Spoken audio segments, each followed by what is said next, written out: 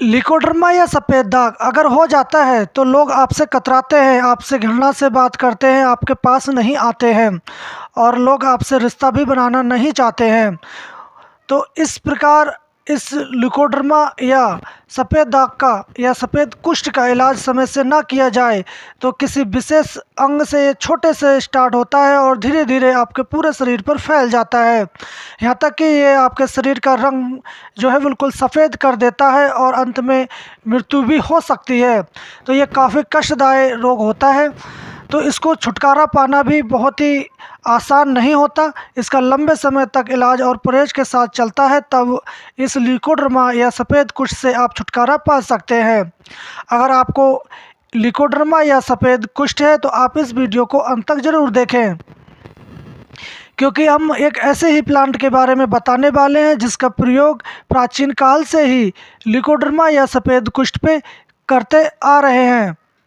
तो इस जानकारी को आप अपने मित्रों और दोस्तों में ज़रूर शेयर करें ताकि वो इसकी जानकारी पाकर इस सफ़ेद कुष्ठ या लिकोड्रमा से छुटकारा पा सकें।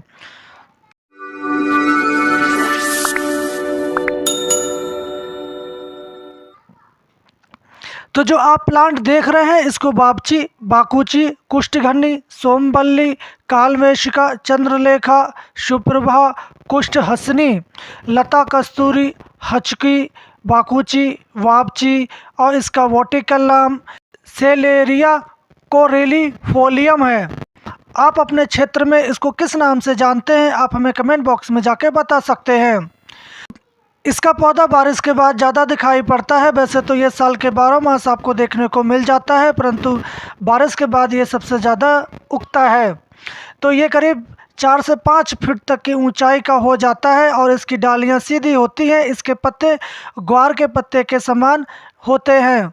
इसके पत्तों पर काले रंग के कुछ छींटे से पड़े हुए रहते हैं। इन पत्तों के कोनों में 1 से 3 इंच तक की लंबी एक डंठल निकलती है और उन डंठलों के ऊपर फीके और गहरे बैंगनी रंग के अनेक छोटे छोटे फूल आते हैं। इन फूलों का आकार तुलसी की मंजरी की तरह ही दिखाई देता है। इन फूलों में से बारीक और तोते के समान हरे रंग की फलियां निकलती हैं जो पकने के बाद काली पड़ जाती हैं। इन फलियों में से काले रंग के बीज निकलते हैं जो बापची या बाकुची के बीज कहलाते हैं। आयुर्वेदिक मतानुसार वापची कड़वी, चरपरी, धातु परिवर्तक, कुष्ठ को दूर करने वाली, कब्ज को दूर करने वाली, दांतों की सड़न को दूर करती है, अतिसार को रोकती है।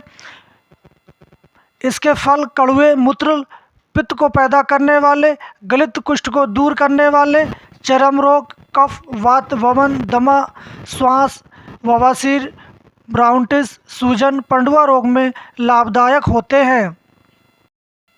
यूनानी मतानुसार ये औषधि दूसरे दर्जे की गर्म और खुश्क होती है, वायु को बखेरती है, दिल और मैदे को कुव्वत देती है, भूख पैदा करती है, आमाशय के कीड़े को मारती है, श्वेत कुष्ठ, स्याही कुष्ठ, खुजली, कोढ़, रक्त के उपद्रव को ये निपटाती है।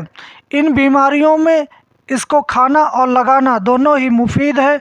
अगर कोई भी स्त्री मासिक धर्म से शुद्ध होकर वापची के बीजों का तेल पीसकर योनि में रख लेती है तो वो बांझ हो जाती है। इसके बीज गाढ़े कफ को पतला करते हैं, खांसी को मिटाते हैं, मसूड़ों को मजबूत करते हैं, प्राणवायु को उत्तेजित करते हैं।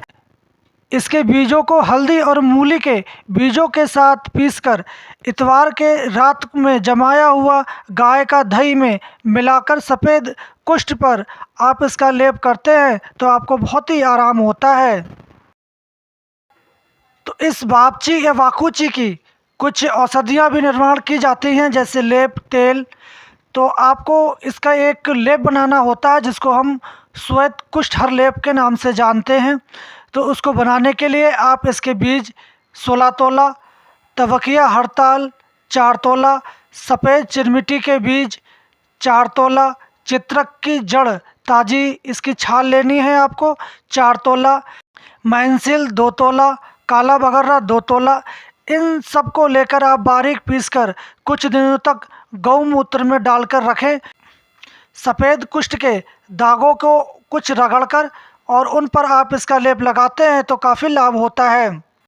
सफ़ेद कुष्ठनाशक तेल बनाने के लिए आप इसके बीज 25 तोला पमार के बीज, 5 तोला सफ़ेद चिरमिट्टी के बीज, 2 तोला काली मिर्च, 2 तोला मैनसिल, 3 तोला हरताल, 4 तोला चित्रक की जड़ ताज़ी, इसकी छाल आपको लेनी है 2 तोला।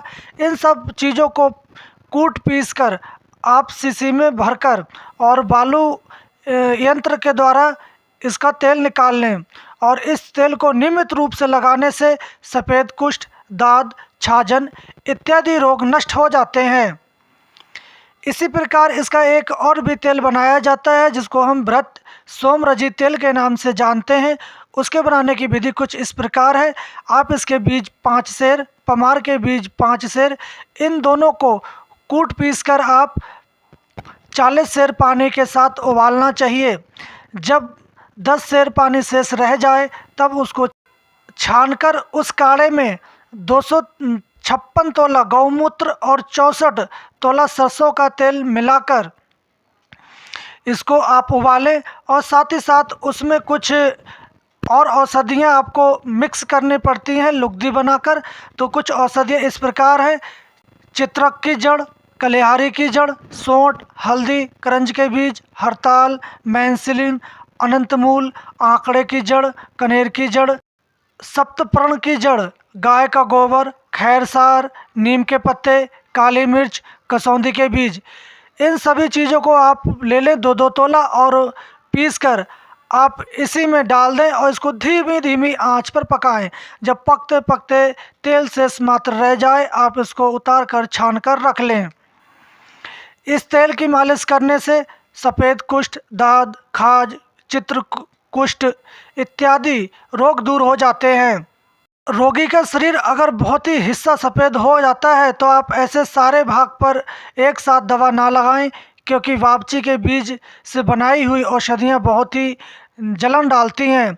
तो उनको लगाते वक्त जलन जो होती है, इसलिए थोड़े थोड़े भाग पर ऐसी औषधियों को लगाना चाहिए। जब वह भाग अच्छा हो जाए तब दूसरे भाग पर औषधि लगानी चाहिए। नाजुक प्रकृति वाले लोगों को खिलाने या उनके रोगग्रस्त स्थान पर लगाने से उनका अंग में जलन पैदा होती है और उनमें छोटी छोटी फुंसियाँ भी पैदा हो जाती हैं। इन फुंसियों को फूटने और अच्छा होने के साथ साथ इसकी चमड़ी का रंग भी बदल जाता है। अगर किसी व्यक्ति को इसकी जलन सहन ना हो तो आप तिल या खोपरे को पानी में घिसकर इसका लेप करना चाहिए। इसी प्रकार आप इसका एक दूसरा भी लेप बड़ा इजी बना सकते हैं। आप बावची ले लें, इसमें बरकी हड़ताल और आंवले की गंधक, इन तीनों को लेकर आप 2 दिन गौमूत्र में इसकी भावना दें और जब ये भावना देने के बाद इसकी एक बत्ती बना लें और उसको धूप में सुखा लें। जब आपको इस्तेमाल करना हो तब आप किसी सिल पे उसमें गौमूत्र डालकर इसको चंदन की तरह घिसकर उसका लेप करते हैं तो आपका कुष्ठ रोग में बहुत ही आराम होता है। और साथ ही साथ आप इस बावची, शुद्ध बावची और अम्ल की गंधक, इन दोनों को आप करीब 3 ग्राम की मात्रा में सेवन करवाते हैं तो आपका जो सफ़ेद दाद, सफ़ेद कुष्ठ या लिकोडर्मा जैसी समस्या आपको 100% ठीक हो जाती हैं। और आपको पथ्य में उस टाइम नमक और तली भुनी चीज़ों का परहेज करना होता है। तो इस बावची का प्रयोग हिंदुस्तान में ही नहीं बाहर विदेशों में भी खूब मात्रा में किया जाता है। सर्पदंश के केशों में इसके बीजों को पीसकर पानी के साथ इसका द्रव बना लें और बेहोशी और मूर्छा में आप नाक के अंदर इसको टपका दें तो इनके बीजों का चूर्ण बनाकर मुंह के द्वारा खिलाया भी जाता है। इससे उनको सर्पदंश की आई हुई मूर्छा भी दूर हो जाती है। चीन में इन बीजों को पौष्टिक और कामोदीपक माना जाता है।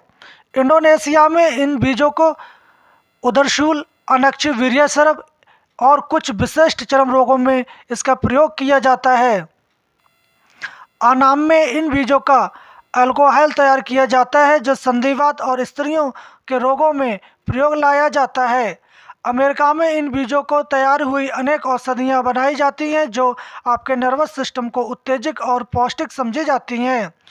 वहाँ पर यह गलित कुष्ठ रोग के ऊपर भी इसका प्रयोग किया जाता है। इस बापची का प्रयोग आप दाग या खाज खुजली पर भी कर सकते हैं। गाजर के बीजों के साथ बापची के बीजों का चूर्ण और नींबू का रस, आप इन दोनों को मिलाकर अगर दांत के ऊपर लगाते हैं तो आपको बहुत ही आश्चर्यजनक रिजल्ट देखने को मिलते हैं। इसी प्रकार आप इस बापची का या बाकुची के चूर्ण का उपयोग नपुंसकता या कामो उत्तेजना के लिए भी प्रयोग में कर सकते हैं। इसका चूर्ण आप ले लें और उसमें 7 भावनाएँ गौमूत्र की आप दें। उसके बाद इसको धूप में रख के आप सुखा लें और सुखाने के बाद पुनः इसको पाउडर कर लें। पाउडर करने के बाद इसकी 1 ग्राम की मात्रा में आप सुबह और शाम खाना खाने के बाद गुनगुने पानी से सेवन करवाते हैं और 1 घंटे के बाद आप दूध पिला देते हैं तो आपको काम उत्तेजना बढ़ जाती है और साथ ही साथ नपुंसकता जैसी बीमारी समाप्त हो जाती है। इसी प्रकार आपके शरीर पर अगर कहीं भी बंद गांठ है तो आप इनको बीजों को पानी में पीसकर लस्सी की तरह आप पकाएं और उस गांठ पे बांध देते हैं तो एक ही दिन में आपकी बंद गांठ बैठ जाती है। तो इस प्रकार आप इस बापची के या बाकुची के चूर्ण का प्रयोग कर सकते हैं और इसका प्रयोग करते समय थोड़ी सी आपको सावधानी बरतनी होती है। जो पित्त प्रवृत्ति के लोग हैं उसको इनका प्रयोग कम मात्रा में करना चाहिए। अगर आप अधिक मात्रा में इसको सेवन करते हैं तो आपके शरीर में पित्त बढ़ जाता है और आपको खाज खुजली या दस्त, पेचिश या उल्टी जैसी शिकायत भी हो सकती है। आपको इसका सेवन बुखार में नहीं करना चाहिए। इसका सेवन आप ज़्यादा समय या लंबे समय करते हैं तो आपकी आँखों की रोशनी भी कम हो सकती है। ये धातु को भी सुखा देती है। खांसी में भी इसका नुकसान देखने को मिलता है। तो आप इस प्रकार इसके बीजों का चूर्ण 3 ग्राम की मात्रा में और इसके काढ़ा 10 ग्राम की मात्रा में आप सेवन कर सकते हैं। अगर किसी विशेष बीमारी में आप इसका सेवन करना चाहते हैं तो आप किसी वैद्य या किसी डॉक्टरी अनुसार इसका सेवन आप कर सकते हैं। आप अपने क्षेत्र में इसका प्रयोग किस प्रकार करते हैं आप हमें कमेंट बॉक्स में जाके बता सकते हैं। तो हम कल फिर मिलेंगे एक ऐसी ही जानकारी के साथ। तब तक के लिए धन्यवाद।